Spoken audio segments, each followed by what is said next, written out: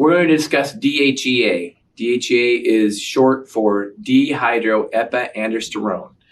It is in the class of hormones known as androgens. I don't necessarily like putting it in that class because androgens are typically associated with males only, like testosterone. And then we forget, though, that DHEA and testosterone are present in females also. DHEA is made in males and in females, and it can be converted into testosterone itself.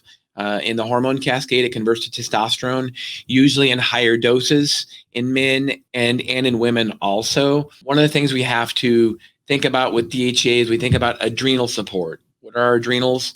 Our adrenal glands are pea-sized organs right above our kidneys, adrenal above kidneys, above renal, and they are pea-sized glands that produce hormones in response to stress.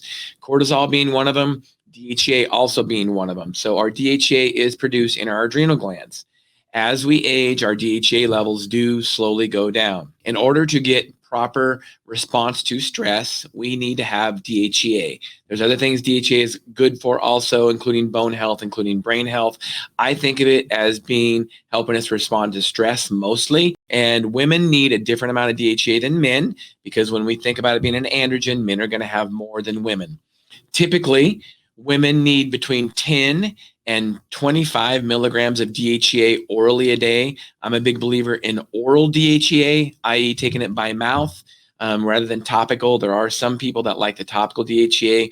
I like the oral DHEA, partly because it can be delivered in an SR capsule. What is SR? SR is sustained release.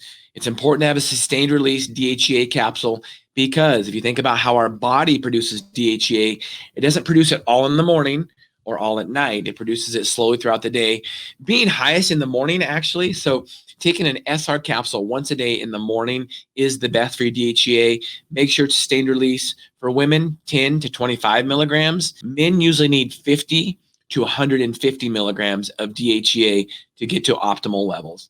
There is a way you can check your DHEA levels called DHEA-S. It's a sulfate form because actual DHEA doesn't have a very long half-life in the body. So we check it as the S form, sulfated form. Here's what I do normally tell people is that usually if your testosterone is low, your DHEA is also low, and you will get benefits of taking DHEA along with testosterone. Just because as we age, our hormone levels in general, including testosterone, including DHEA, drop.